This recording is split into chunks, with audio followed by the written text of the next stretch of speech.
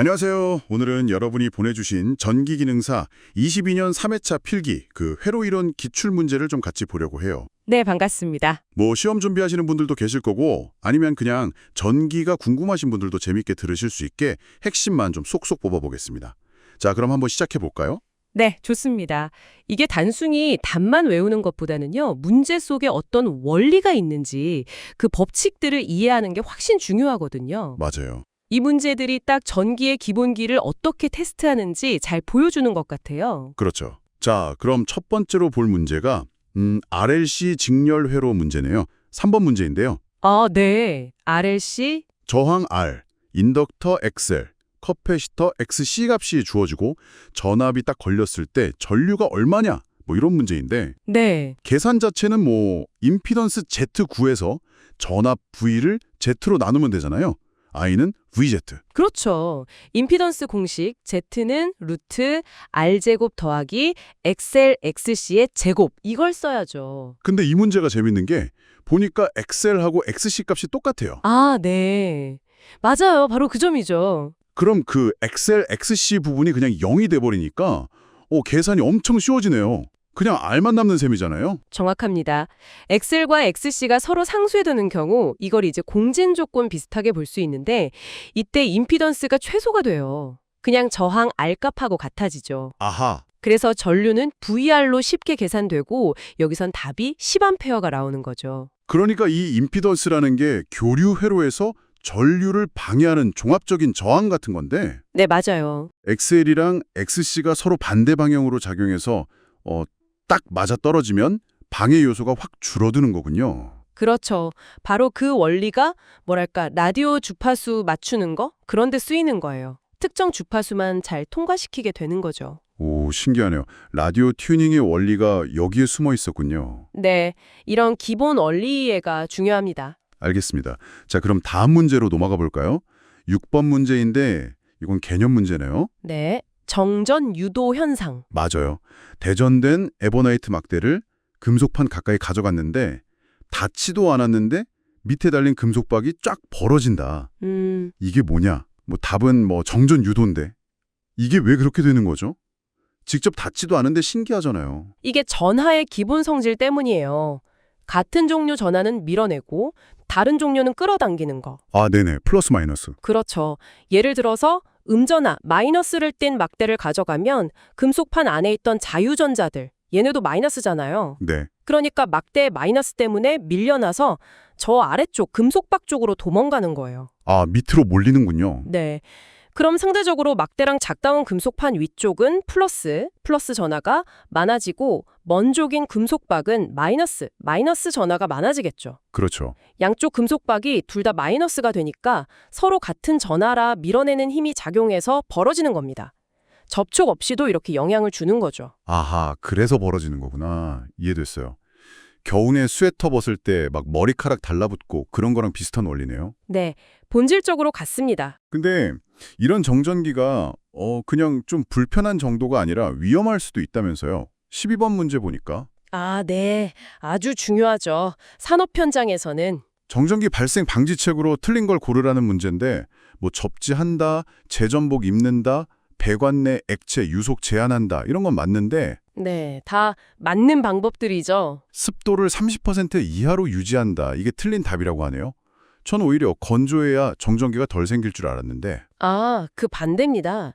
습도가 너무 낮으면 공기가 건조해서 전하가 이동하거나 중화되기가 어려워요.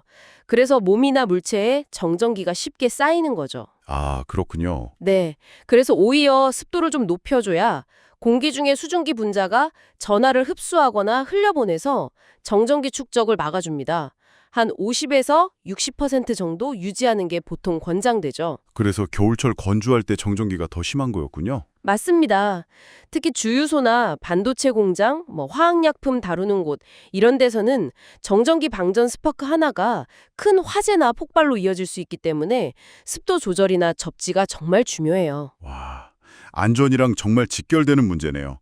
아까 그 정전 유도 생각하면 접지가 왜 중요한지도 알겠고요. 전하를 땅으로 흘려보내는 거니까. 그렇죠. 원리를 알면 대책도 더 잘 이해가 되죠. 네. 자, 마지막으로 하나만 더 볼게요.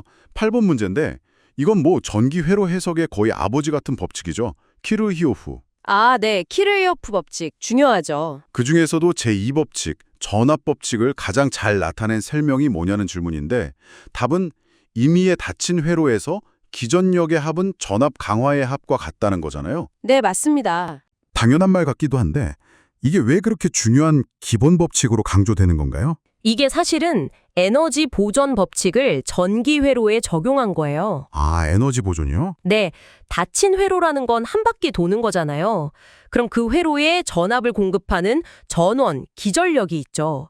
그 에너지가 회로를 따라 흐르면서 저항이나 다른 부품들을 지날 때마다 전압이 떨어져요. 그걸 전압 강화라고 부르고요. 네. 키르히오프 제2법칙은 한 바퀴 삥 돌아서 제자리로 돌아오면 공급된 총 에너지, 기전력 합과 회로에서 소모된 총 에너지, 전압 강화 합이 정확히 같다는 걸 말해줍니다. 에너지가 어디로 새거나 갑자기 생기지 않는다는 거죠. 아, 그렇게 생각하니까 확 와닿네요. 에너지는 사라지지 않는다. 그렇죠. 그래서 아무리 복잡하게 얽힌 회로라도 이 법칙을 적용하면 각 부분의 전압이나 전류 관계를 체계적으로 풀어나갈 수 있는 강력한 도구가 되는 겁니다. 모든 회로 해석의 기초예요. 그렇군요. 에너지 보존 관점에서 보니까 훨씬 명확해졌습니다. 자, 오늘 이렇게 몇 가지 문제들을 통해서 회로 계산의 어떤 논리, 또 눈에 보이지 않는 전기 현상들, 그리고 실생활 안전 문제, 마지막으로 회로의 근본 법칙까지 한번 짚어봤습니다. 네. 이게 단순히 뭐 시험 문제 맞히고 틀리고를 넘어서서 우리가 매일 쓰는 이 전기가 어떤 원리로 돌아가는지 그 근본을 좀 들여다보는 그런 시간이 아니었나 싶어요. 맞습니다.